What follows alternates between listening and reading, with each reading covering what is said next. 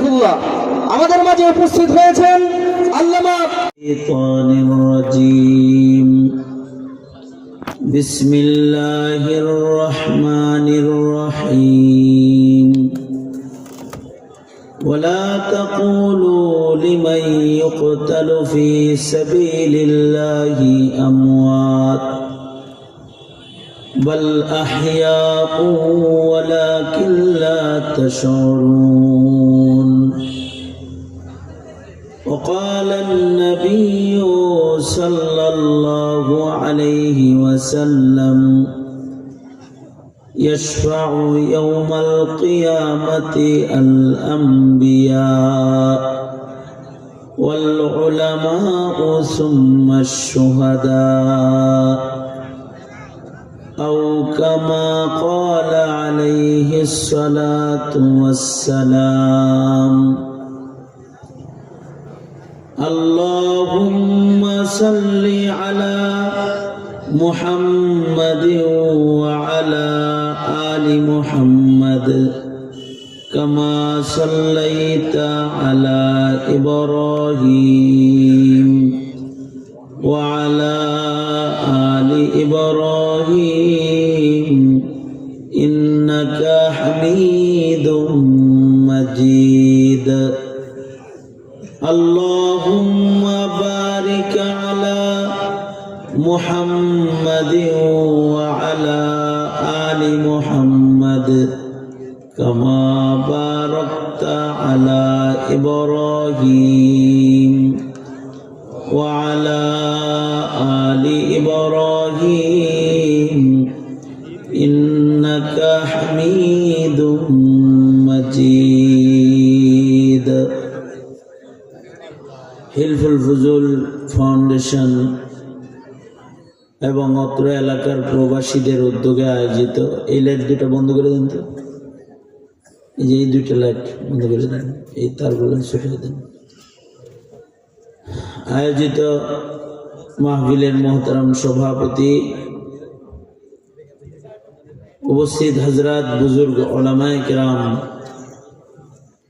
সম্মুখপানে সমবেত দিন প্রিয়, ইসলাম প্রিয়, দিনদার ইমানদার মুমিন মুসলমান ভাইরা, পর্দার আড়াল থেকে আলোচনায় শামিল মা বোনেরা, বিশ্বজগতের মালিক বিশ্ব প্রতিপালকের বিশ্ব দরবারে কালিমাতুশ শুকর যে মহান রব্বুল আলামিন দয়া করে মায়া করে ভালোবেসে রহমতি বরকতি জান্নাতের টুকরা বাগানে উম্মতের উলামায়ে দ্বীনদের সোহবতে আল্লাহ তাআলা আমাদের আশার বসার তৌফিক দান করেছেন। কালিমাতুশ শুকর পড়ি, শুকরিয়া আদায় করি, জবান খুলে মুহাব্বতে ভক্তি ভরে সকলে মিলে বলুন আলহামদুলিল্লাহ। উলামায়ে দ্বীন গুরুত্বপূর্ণ নসিহা করেছেন। আমি সূরাতুল বাকারার মশহুর একটি আয়াতে কারীমা আপনাদের সামনে পড়েছি এবং হাদিস পড়েছি। এগুলো নিয়ে সংক্ষেপে কিছু কথা। মানুষের হায়াতের মোট 5টা স্তর। মানুষের হায়াত শুরু হয় মায়ের পেট থেকে। একটা হায়াত হইল মাতৃগর্ভের হায়াত, আর একটা হায়াত হইল আলমী দুনিয়া, দুনিয়ার হায়াত, আর একটা হায়াত হইল আলমী বরজখ, কবরের হায়াত, আর একটা হায়াত হইল হাসরের ময়দানের হায়াত, আর একটা হায়াত হইল জান্নাতের হায়াত, আখিরাতের হায়াত। শুরু তো হয় মার পেট থেকে, কিন্তু কিছু কিছু মানুষের মায়ের পেটের হায়াতেই তার মৃত্যু হয়ে যায়। তখন আর সে আলমী দুনিয়ার সদস্য হিসেবে গণিত হয় না। 7 মাস 8 মাস মার পেটে রয়েছে, হঠাৎ 7 মাস পরে মার পেটেই মারা গেছে, 8 মাস পরে মার পেটে ইন্তেকাল হয়েছে, মৃত সে দুনিয়াতে আসছে। যদি মৃত কেউ দুনিয়াতে আসে তাহলে আর সে মানুষ হিসেবে গণিত হয় না, শুমারিতে তাকে নেওয়া হয় না, তাকে আবর্জনা হিসেবে গণনা করা হয়। ময়লা কাপড়ে পেঁচায় কোথাও তাকে পুঁতে রাখা হয় অথবা ডাস্টবিনে ফেলে দেওয়া হয় মৃত যদি জন্মায়। আর যদি দুনিয়াতে জীবিত অবস্থায় আসে, আলমে দুনিয়াতে যদি কারোর উপস্থিতি প্রমাণিত হয়ে যায়, তখন তার নামটা ইনসানের খাতায় চলে যায়। যদি শুধুই মাত্র কান্নার আওয়াজও পাওয়া যায়,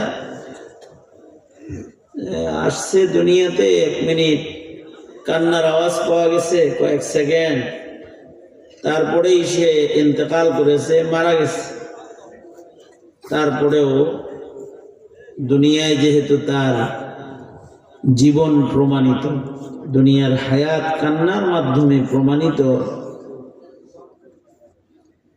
এখন সে মারা গেলেও তার একটা নাম রাখা হবে।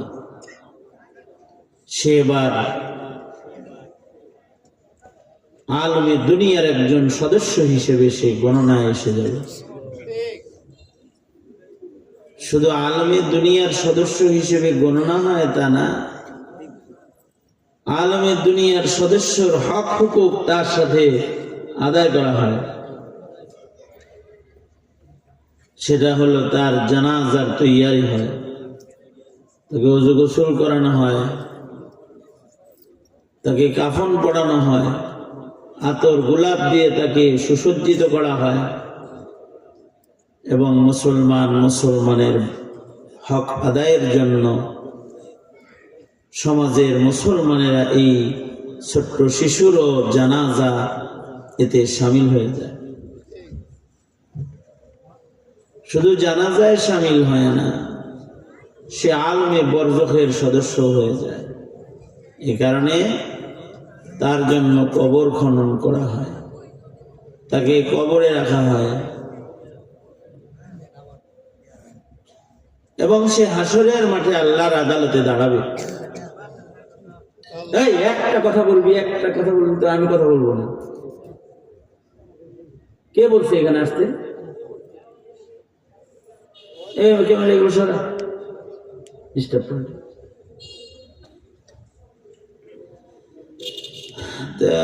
আলমে বরজখের সদস্য যদি প্রমাণিত হয়ে যায়, তো সে আলমে আখিরাতেরও সদস্য।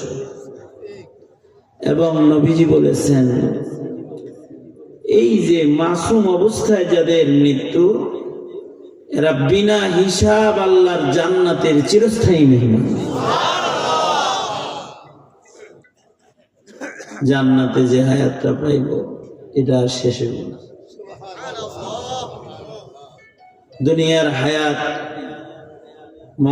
মায়ের পেটের হায়াত শেষ হয়, দুনিয়ার হায়াত শেষ হয়, কবরের হায়াতও শেষ হবে, হাসরের বিচারের অপেক্ষার পরে বিচার হয়ে গেল, এই মুসিবত শেষ হবে। কিন্তু আখিরাত যেটা জান্নাত জাহান্নাম, এইখানের হায়াত কারোর আর শেষ হবে না, মৃত্যুদণ্ড হয়ে যাবে।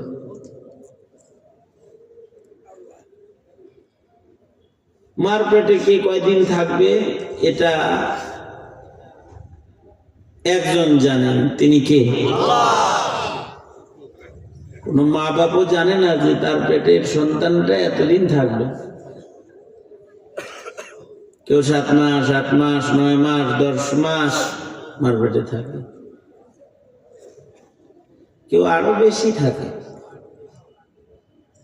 ইমামে শাফিঈ রহমাতুল্লাহ আলাইহি মায়ের পেটে 2 বছর ছিল। সুবহানাল্লাহ। আগামীকাল বললেন, কারণ আপনাদের এলাকায় এরকম সন্তান আরো আছে না 2-4টা? চিনেন 2-4টা এরকম 2 বছর ছিল? এটা একটা আশ্চর্য জিনিস শুনলেন, মরার মতো কোন কথা তো জোরে করে কোন হয় নাই। আমি আমি কই ফিরে বলি, বলার পরে ভালো করে কোন। ইমাম শাফি মার পেটে কেইলা বলা হয় 2 বছর ছিল। আমি আপনাদেরকে আর একটা সুবহানাল্লাহ বলার স্পেস পয়দা করে দিই, আর একটু ভালো করে আর একটা সুবহানাল্লাহ কোন। এবং কেইলা বলা হয় ইমাম শাফিঈর মার পেটে 2টা দাঁত হয়ে গেছিল। হানাফি যারা তারা খুব মজা লয় এটা বললে যে ইমাম আবু হানিফার ডরে ইমাম শাফি দুনিয়ায় আইছে না, এটাই দেরি করছে। এই যে 2 বছর রইল অথবা কেউ 1 বছর রইল, এইখানে তাকে পারল কে?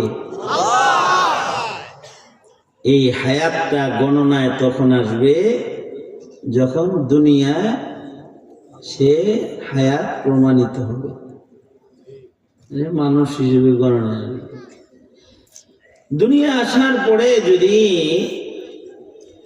সে কান্নার আওয়াজ দিয়েও মরে যায়, তাও দুনিয়ার হায়াত প্রমাণিত হয়ে গেছে। মাসুম অবস্থায় মৃত্যু হয়েছে, সে জান্নাতি।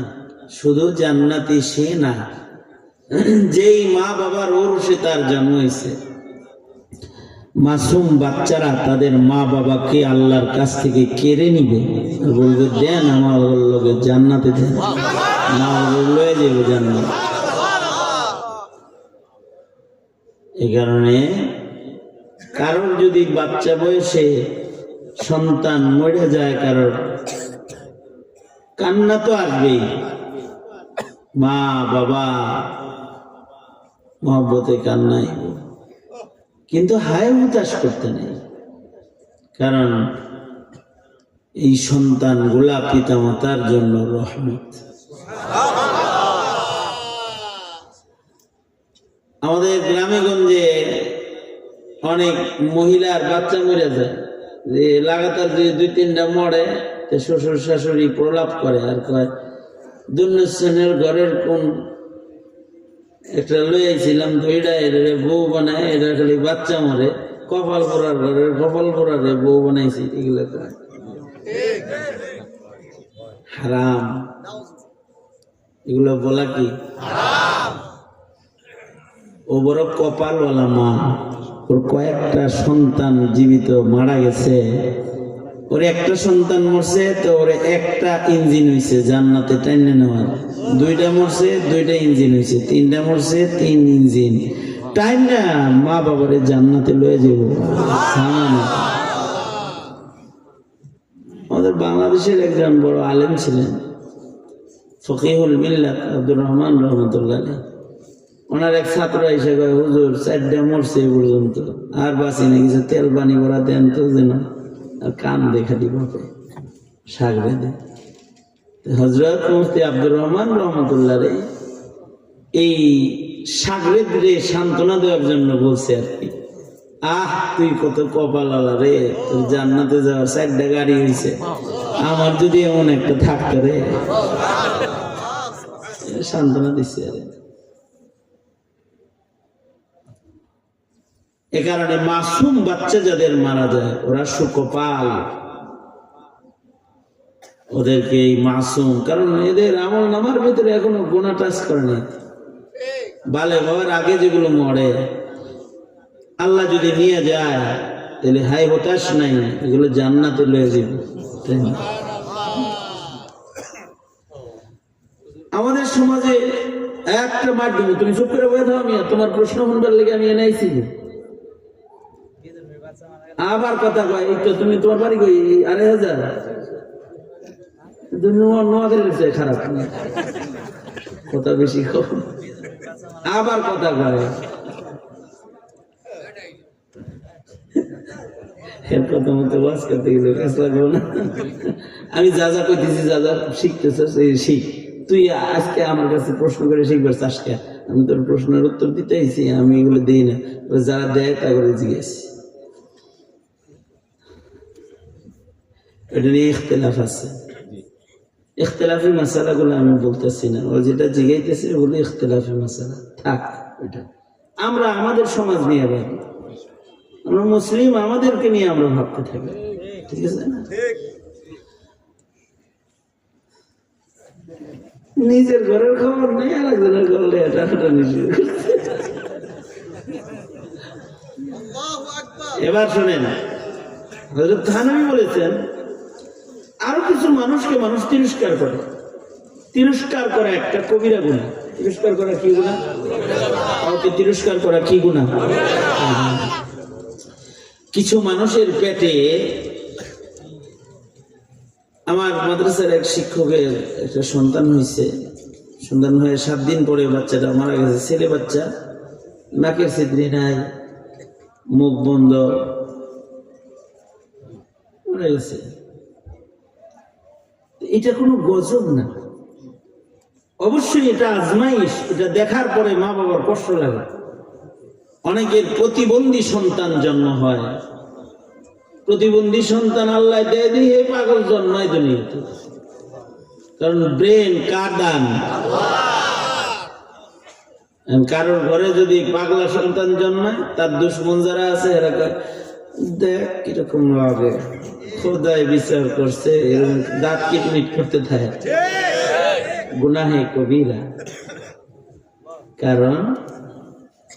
কারণ এই প্রতিবন্ধী বাচ্চাগুলা, ওদের শরীয়ত নেই। পাগল যারা, ওদের কি নাই? ইবাদত নেই, ওদের ইবাদতের বাধ্যবাধকতা নেই। কোন পাগল যদি এক ওয়াক্ত নামাজ না পড়ে, একটা রোজা না রাখে, এরপরেও পাগল জান্নাতে।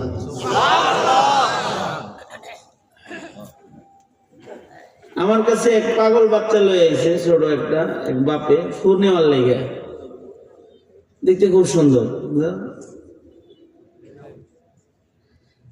আমিও কোলে লইবার লেগে ওরে টান দিছি, ও তো আর হুজুর চিনে না, নাকে মুখে কয়েকটা বসাই দিছে আমার। তা আমি ঘুষি খাইলাম, বাপে শরম পাইছে, হুজুর রে, হুজুরের ফোন নিবার লেগে বরকত নিতে এলাম, হুজুরের কিলাই থেকে গেলাম। সন্তান বাড়ি দিয়ে আইসা বাপে আমার হাত ধরে কয়, হুজুর আমার বাচ্চাটাকে মাফ করে দিয়ে, না আমারও মাফ করে দিয়ে। আমার কয়, তা আমি বললাম আপনার ছেলেরা আমি মাফ করলেই কি না করলেই কি, আল্লাহ মাফ করে দিয়ে বয়ে রয়েছে। আপনার এই পাগল সন্তানটা পালা অনেক কষ্ট। আমার ফুফাজান রহমতুল্লাহ আলাইহি মানিকগঞ্জের সবচেয়ে বড় আলেমী দ্বীন ছিলেন, মুফতি আব্দুল বাতেন রহমতুল্লাহ আলাইহি। ওনার শেষ বাচ্চা যেটা হয়েছে এটা প্রতিবন্ধী, আমার ফুফাতো ভাই নুরুল্লাহ নাম। পাগল রোজে তরবিয়ত দিলে পাগল রোজে ভালো বানানো যায়, এটার একটা দৃষ্টান্ত হলো আমার ওই ফুফাতো ভাই। গত পরশুদিন আমার বাড়ির অনুষ্ঠানে আসছে, ওই যে আমার ফুফা তরবিয়ত দিছে একটা, যে এই কইলে শুনতে হয়, তোরে যা কইব মনে কিছু কিছু শুনে। আমার ফুফাজান বলতেন, আমার নুরুল্লাহকে যে কষ্ট দিলা সে আমাকে কষ্ট দিলা, আমার নুরুল্লাহকে যে খুশি করলা সে আমারে খুশি করলা। কেউ যদি নুরুল্লাহকে খুশি করে আমারে খুশি করো, আমি আল্লাহকে বলবো হাসরে, আমার পাগল ছেলেটাকে খুশি করছে, আল্লাহ আপনি এর খুশি করে দেন। এটা বলতে আমার একবার মাহফিল ছিল পাবনায়, পাবনা পাগলা গারদ আছে একটা, এই গারদের পাশ দিয়ে যাইতেছি, আমার পাশে যিনি বসা নিতে আসছে, হুজুর এটা পাগলা গারদ। আমি তার পিঠে হাত দিয়ে বললাম, ভাইরে পাগলা গারদ বললো না, কষ্ট পাইব আল্লাহ, বলো যে এখানে যারা আছে এরা সব শরীয়ত ছাড়া বিনা হিসাব জান্নাতি।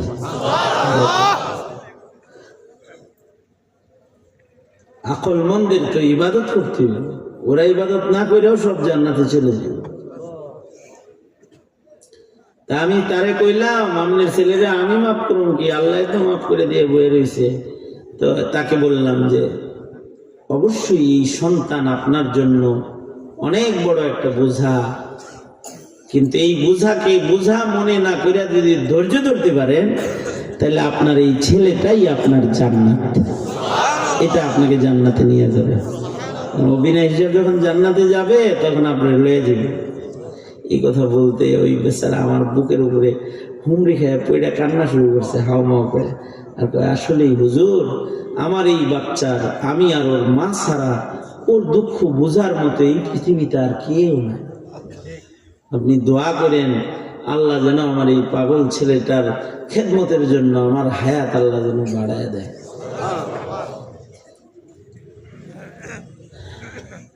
একটা কথা মনে রাখবেন, পাগল সন্তানও ভালো, কিন্তু বাউল পাগল ভালো না। পাগল সন্তানও ভালো, মাতাল শেখ হাসিনা ভালো না, কিন্তু মাতাল ওবায়দুল কাদের ভালো না, মাতাল মুরগি চোরা শাহরিয়ার ভালো না, এগুলো ভালো না। এগুলোর চাইতে এই সমস্ত মেন্টাল পাগল অনেক ভালো। যারা আল্লাহ বুঝে এমন সন্তান আল্লাহর কাছে চাওয়া। আল্লাহ আলাদা দোয়া শিখেছে যে তোমরা আমার কাছে বলো, রব্বানা হাব লানা মিন আজওয়াজিনা ওয়া যুররিয়াতিনা কুররাতা আ'য়ুন ওয়াজআলনা লিল মুত্তাকিনা ইমামা। দোয়া শিখেছে।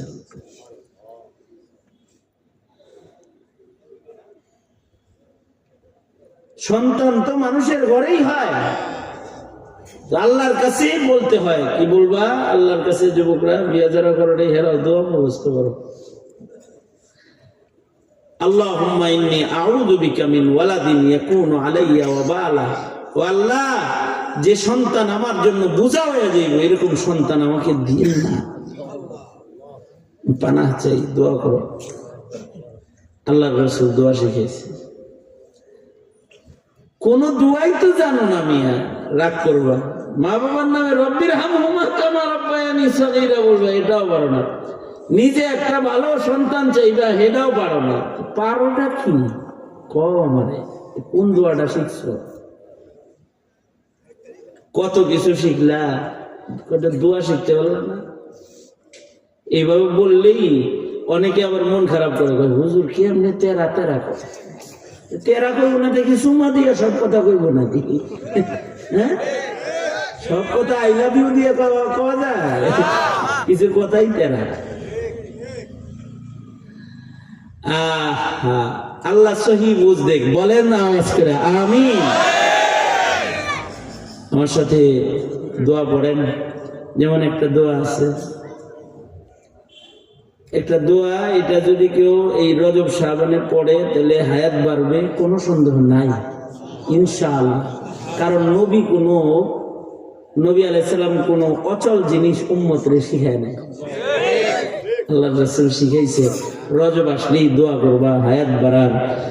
আমার সাথে পড়েন আল্লাহুম্মা, জোরে আল্লাহুম্মা। এই সবাই তো চারজন দিয়ে হাত রেখে রয়েছে, হাতটা তো আছে তো আপনার, কার কার হাত আছে দেখি তো, দুনাত আছে, আঙুল খুলেন দেখি, নারায়ণ চারেন দেখি, কি সুন্দর দেখা যায় দেখছেন আপনার।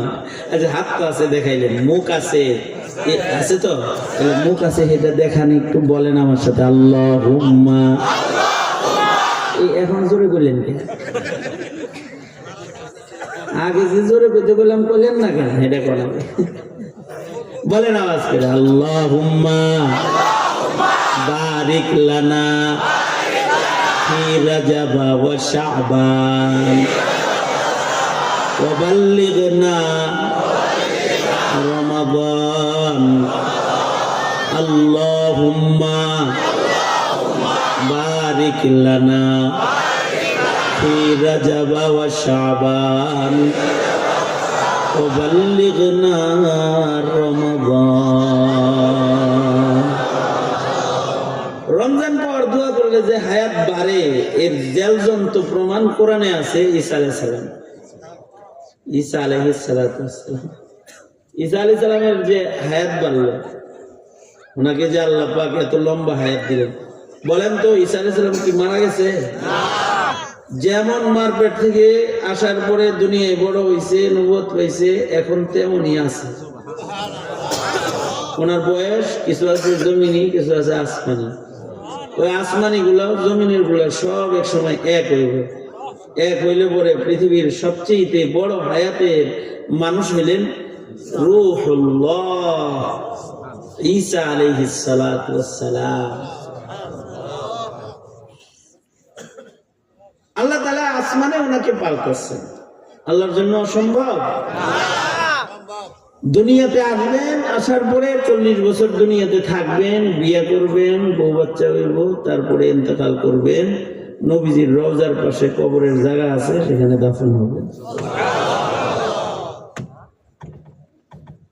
আশ্চর্য বিষয় হলো, বিয়ে করবেন উম্মতে মুহাম্মাদি। উনি নবী, কিন্তু ওনার বউ কার উম্মত? ওনার উম্মত নাকি শেষ নবীর উম্মত হবে? ওনার বাচ্চাগুলো কার উম্মত হবে? ওনার উম্মত হবে নাকি নবীজির উম্মত হবে? আমাদের নবী আলাইহিস সালামের উম্মত। এটা আমাদের নবীজির বিশেষ মর্যাদা।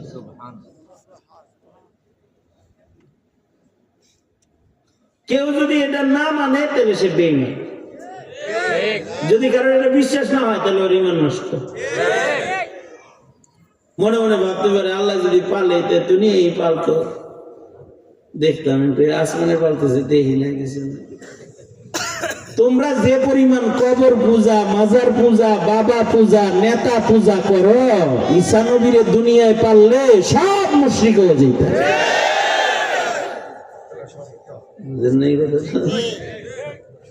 নেতা পূজা আছে আমাদের দেশে, নেতা পূজা নেই? নেতা পূজা এটা মূর্তি পূজার চেয়ে খারাপ। মূর্তিটা তো পাথর, নেতা যেটা এটা তো আর পাথর না। নেতারে এমন পূজা করে যে আল্লাহ আল্লাহ রসুল এত মানে না, নেতারে যত মানে। এটা হলো নেতৃত্ব পূজা। এই কারণেই এইটা কুফরি তন্ত্র, নেতৃত্ব পূজারী। গোলাম হইতে হবে একজন, আর তিনি কে? জোরে বলেন। এই কারণে যেই নেতা আল্লাহ আল্লাহ রসুলের কথা কয় না, ও আমার নেতা হওয়ার উপযুক্ত না। সে মুসলমানের নেতা হওয়ার উপযুক্ত না। যে আল্লাহ আল্লাহ রসুলের পক্ষে যে কথা বলে না, যে আল্লাহ আল্লাহ রসুলের বিপক্ষে দাঁড়ায়, ওরা নেতা নয়। ওরা এ দেশের জন্য, মুসলমানের জন্য গজব ছাড়া অন্য আর কিছু নয়। ঈসা নবীরে যদি খালি দুনিয়ায় পালত, কবর যে পরিমাণ পূজা করে, আর বাবা আউলা বেশ, পাগল বেশ, মানে কালা বাবা, শিকল বাবা, এই যে বাবা গ্রুপ অফ ইন্ডাস্ট্রিজ লিমিটেড আছে একটা, এইটার উম্মত যত আছে ভক্ত, এই বাউল সরকারের ভক্তি, আহারে আল্লাহ। এর মধ্যে একটা নাস্তিক যে কোরআনকে ব্যঙ্গ করে, যে রাসূলকে ব্যঙ্গ করে, যে আল্লাহর উপরে প্রশ্ন তোলে, তার পক্ষে কথা কয়। মুসলমানের সন্তান এর জবানে এগুলো সাজে না, মুসলমানের কাজ না।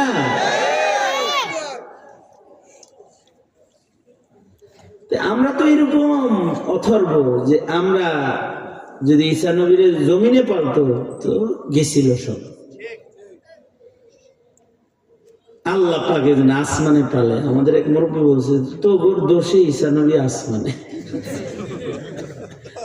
তোরা যদি ভালো হইতি, দুনিয়ার মানুষ তোরা যদি ভালো হইতি, তাহলে ঈসা নবী জমিনেই থাকতো, লম্বা হায়াত লয়ে।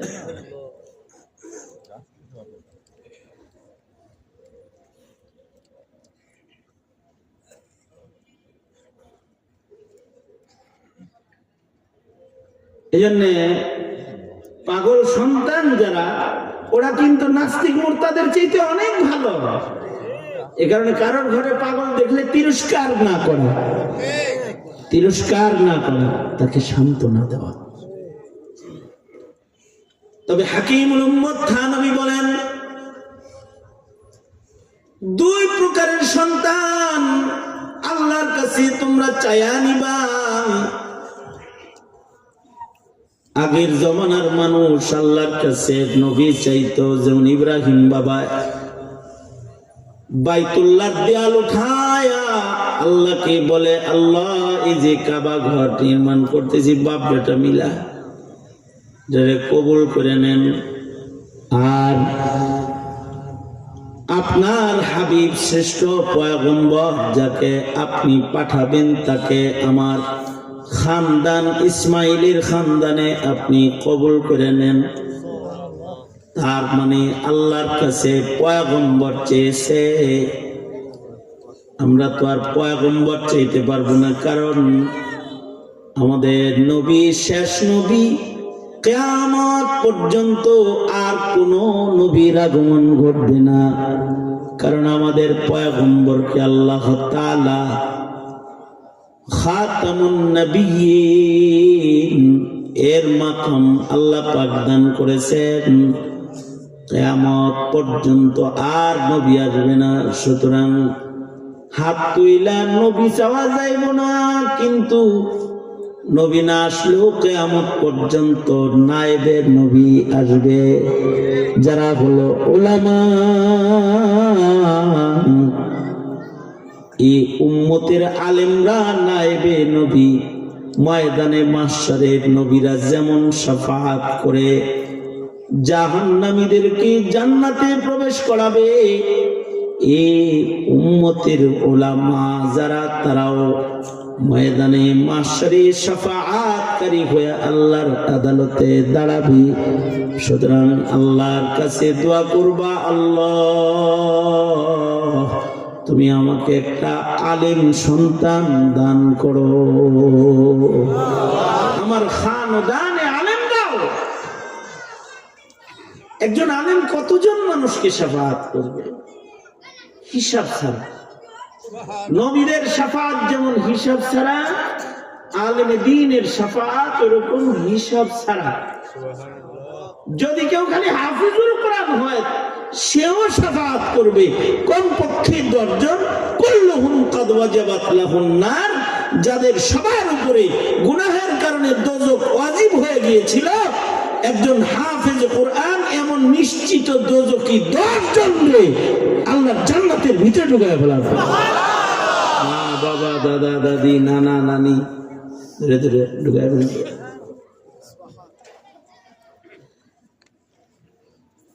যদি কারোর সীমানা ক্রস হয়ে যায় থাকে, ছেলেগুলা সীমানা ক্রস, তাহলে নতুন দোয়া হবে, আল্লাহ আমার নাতিপুতির ভিতরে আলেম দেন। দোয়া চাইতেই বলল।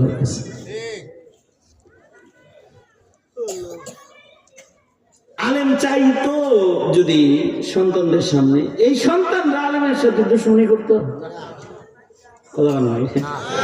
আলেম তো চায় না আল্লাহ ডিপ্লোমা ইঞ্জিনিয়ার দিন, আল্লাহ অ্যাডভোকেট দিন, আল্লাহ ডাক্তার দিন, এটি করতে থাকে। বলে হুজুর এটারে ডাক্তার বানানো, এটারে ইঞ্জিনিয়ার, এটারে ব্যারিস্টার, ঠোস ব্রেন। আর যেটা কিছু বুঝে টুঝে না ডায়নাম হুজুর এটা হাফেজ হাফেজ।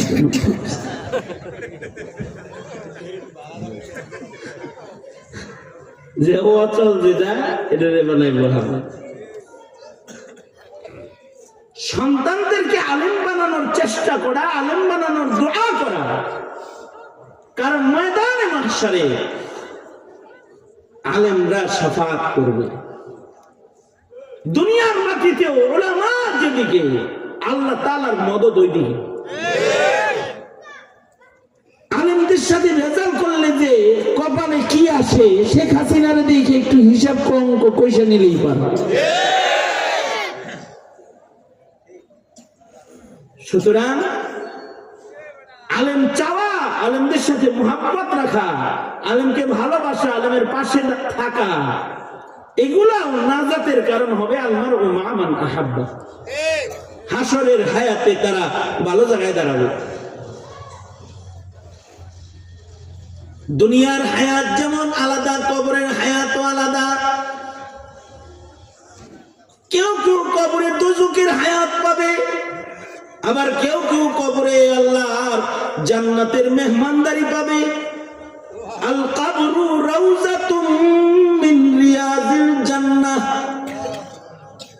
আও হুফরাতুম মিন হুফারিন নার। কারোর জন্য কবর দোজখ হবে, কারোর জন্য কবর আল্লাহর জান্নাত হয়ে যাবে। হাসরের ময়দানের হায়াতেরও রং ভিন্ন ভিন্ন আছে। কেউ হাঁটু পরিমাণ ঘামের ভেতরে দাঁড়ায় থাকবে, হাদিসে আছে কেউ কোমর পরিমাণ ঘামের মধ্যে দাঁড়ায় থাকবে। কেউ কেউ নিচু জমিনে দাঁড়াবে, তো ঘাম তার মুখ দিয়া লাগাম হয়ে যাবে, গলা পরিমাণ ঘামের ভেতরে দাঁড়ায় থাকবে। কেউ কেউ সূর্যের নিচে দাঁড়ায় থাকতে থাকতে তাদের মাথার তালু ফেটে যাবে, মাথার মগজ গুলা টকবক টকবক করে গড়ায় গড়ায় কারোর কারোর পড়তে থাকবে। কারোর কারোর পিপাসার যন্ত্রণায় জিহ্বা বের হইয়া কোমর পর্যন্ত জিহ্বা ঝুলে যাবে, পানি পানি চিৎকার করবে। কিন্তু ওই কঠিন দিনেও কিছু মানুষ আবার আরশের ছায়ার নিচে আল্লাহর ছায়ায় নিরাপদে জায়গা পেয়ে যাবে। তাদের ভেতরে তারাও হাসরে আরশের ছায়ার নিচে দাঁড়াবে যারা তাহাব্বা ফিল্লাহ। তুমি আলেমরে গালি দাও, রাজনীতি করতে যে আলেমরে তিরস্কার করো, আর কেউ আছে আলেমকে ভালোবাসে আল্লাহর জন্য, আলেমকে মোহাব্বত করে আল্লাহর জন্য। ময়দানে মাহশরে এই মোহাব্বতের কারণে তারা আরশের ছায়ার নিচে জায়গা পেয়ে যাবে।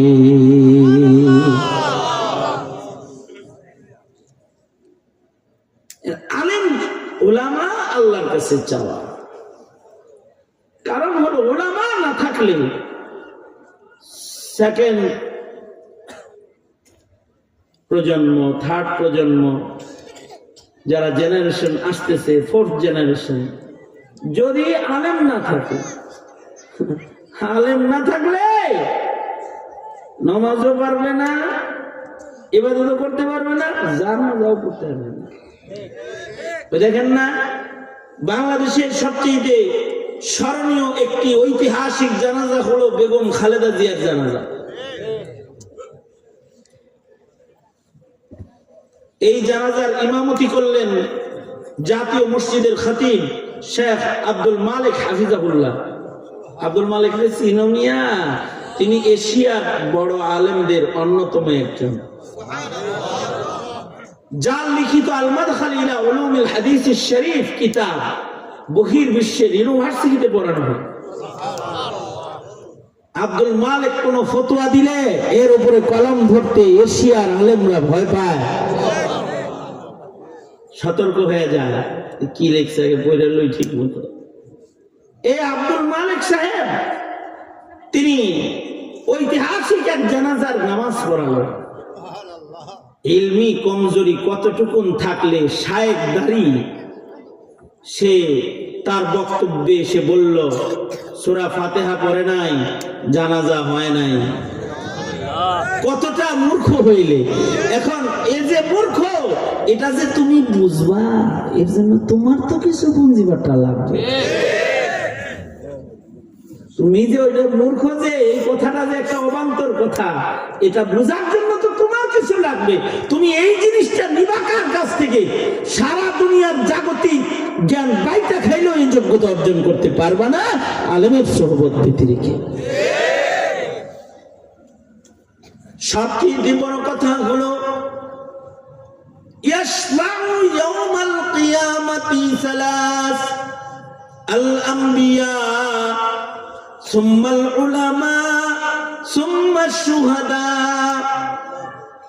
ইয়াশফাউ ইয়াউমাল কিয়ামাতি সালাসাতুন, হাসরের কঠিন ময়দানে তিনটা শাফাত হবে। এক নাম্বার শাফাআত নবীর শাফাআত, এরপরে যারা শাফাআত করবে তারা হলো উম্মতের উলামা, এরপরে যারা শাফাআত করবে তারা হলো শুহাদা, হযরত থানবী বলেন, আল্লাহর কাছে আলেম সন্তান চাইবা, আল্লাহর কাছে শহীদ সন্তান চাইবা। কারণ খানদানে যদি কেউ শহীদ হয়ে যায়, শহীদরা অসংখ্য অগণিত মানুষকে শাফাআত করবে। শহীদ শরীফ উসমান হাদি ওর খানদানের জন্য নিয়ামত, শাফাআত করবে। আরো আশ্চর্য কথা হইল, হায়াতের আমি মোট 5টা ধাপ বলছি। মায়ের পেট, দুনিয়া, কবর, হাসর, জান্নাত। কয়টা হলো? কিন্তু যারা শহীদ হবে, শহীদের হায়াতের 5 স্তর না, 1 ধাপ। মার পেট থেকে যেমনি আইছে অমনি জীবিত কবরে থাকবে, অমনি জীবিত হাসরে দাঁড়াবে, অমনি জীবিত আল্লাহর জান্নাতে ঢুকবে। হুর গেলমানরা রক্ত মাখা কাপড় খুলে গোসল করায় জান্নাতের পোশাক ওদের পরায়।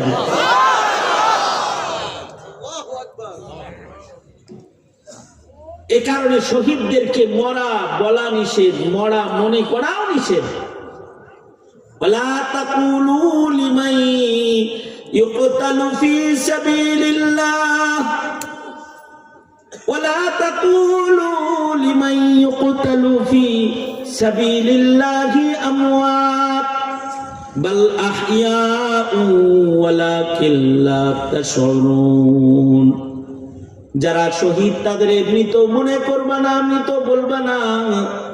ওয়ালা তাহসাবান্নাল্লাযীনা কুতিলু ফি সাবিলিল্লাহি আমওয়াতা বাল আহইয়াউন ইনদা রাব্বিহিম ইউরযাকুন। শহীদরা আল্লাহর রিজিক খায়। এই কারণে আমেরিকা, ইন্ডিয়া নাস্তিক, মুরতাদ, বেঈমানের সাথে আপোষ করে বাইচা থাকার লাভ নাই। এখানে সংগ্রাম করে বাঁচতে হবে, সংগ্রাম করেই মরতে হবে। বাঁচলে ঈমান নিয়ে, স্বাধীনতা নিয়ে বাঁচতে হবে। আর মরলে শহীদ হয়ে আল্লাহর জান্নাতে ঢুকতে হবে। এ কারণে ওই স্লোগানটা আমার খুব ভাল লাগে, আপোষ না সংগ্রাম। জোরে বলো যুবকরা, আপোষ না সংগ্রাম। নারে তাকবীর, আপোষ না সংগ্রাম, আপোষ না সংগ্রাম, গোলামি না আজাদি, গোলামি না আজাদি, নারে তাকবীর। দিলাই দিয়ে যদি আড্ডা বাদরে হেলা কি দিল্লি না ঢাকা করলে না গে?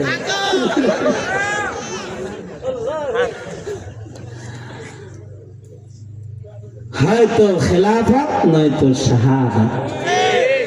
হয়তো এদেশে মুসলমানের আইন প্রতিষ্ঠা হবে, মুসলমানিত্ব নিয়ে মুসলমান বাঁচবে, নয়তো শাহাদাতের রাস্তা দিয়ে আল্লাহর জান্নাতে সোজা প্রবেশ করবে।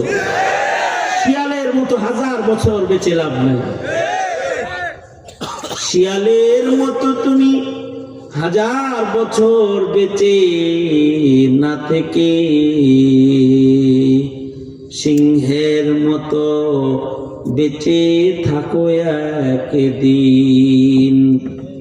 শিয়ালের মতো তুমি 1000 বছর বেঁচে না থেকে সিংহের মতো বেঁচে থাকো একদিন।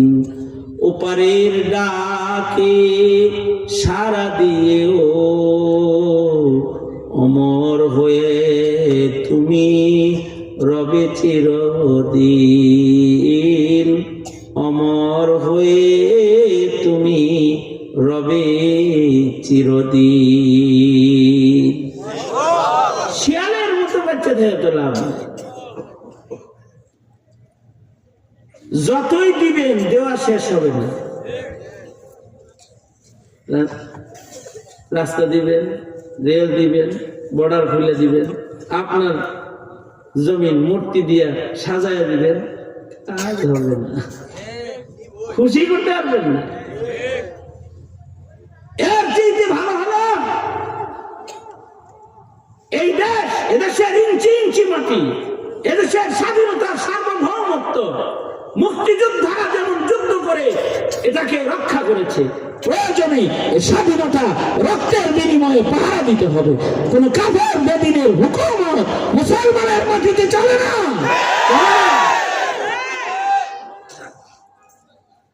দেখেন না কতটা অথর্ব আমরা হয়েছি।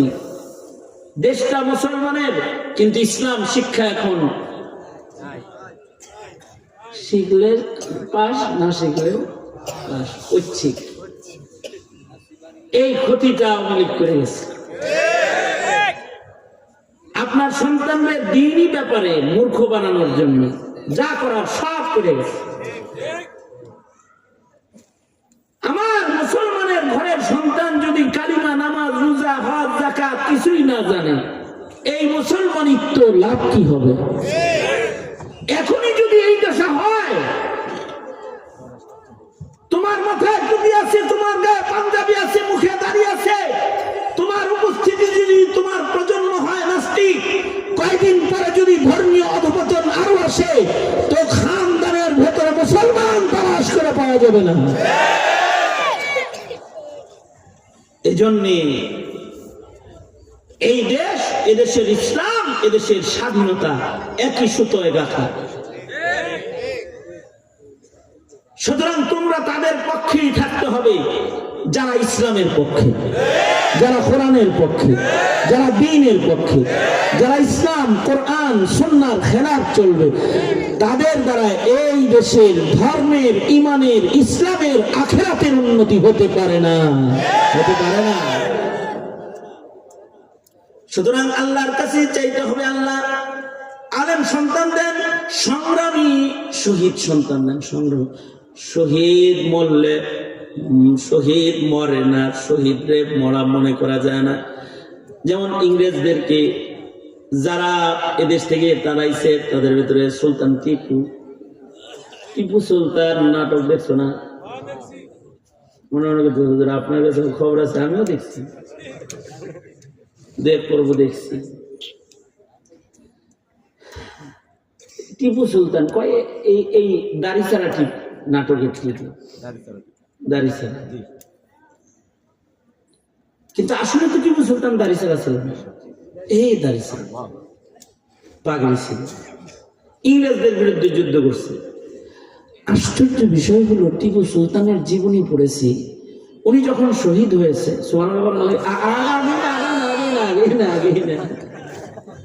উনি যখন শহীদ হয়েছে, ওনার হাতের তরবারি পড়ে নেই, ওনার তরবারি ধরে একজন টান দিছে, আর শক্ত করে ধরছে, এরপরেও টান দিতে আসছে, তো বলছে যে আমি শহীদ, এটা সহকবরি নামা আমারে, এটা শুদ্ধ আল্লাহর আদালতে দাঁড়াবো। বমাহশার গর খুদা পুরসদ, বমাহশার গর খুদা পুরসদ, বগুয়ম দর জওয়াবে ও শহীদে খঞ্জরে ইশকা, জওয়াবে ও কাফনদারত, শহীদে খঞ্জরে ইশকা, জওয়াবে ও কাফনদারত।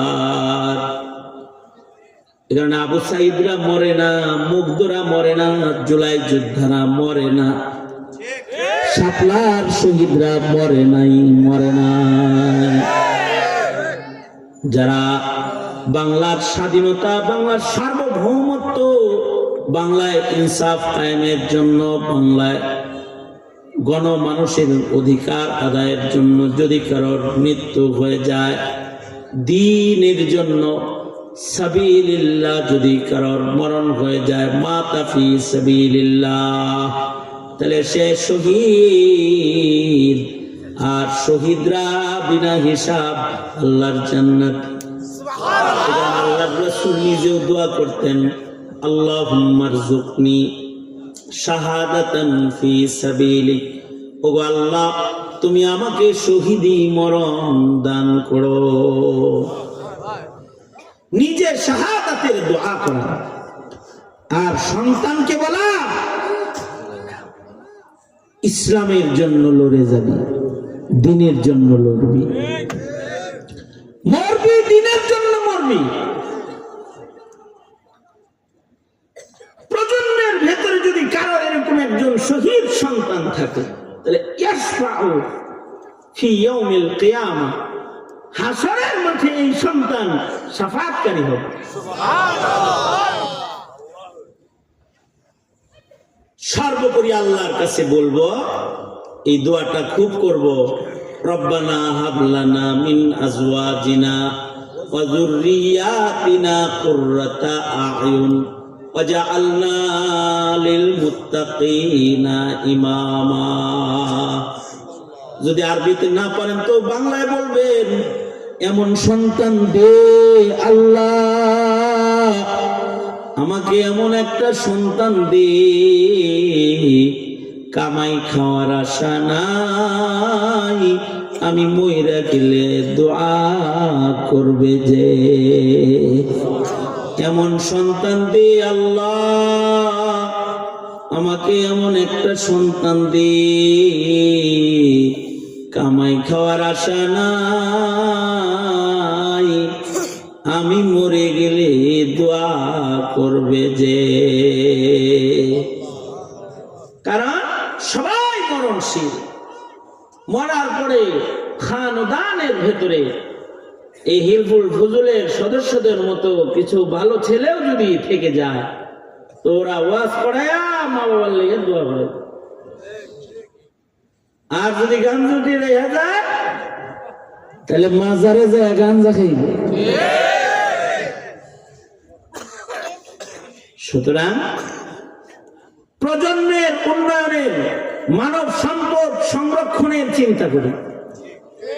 জমিনের সবচেয়ে বড় সম্পদ হলো মানব সম্পদ।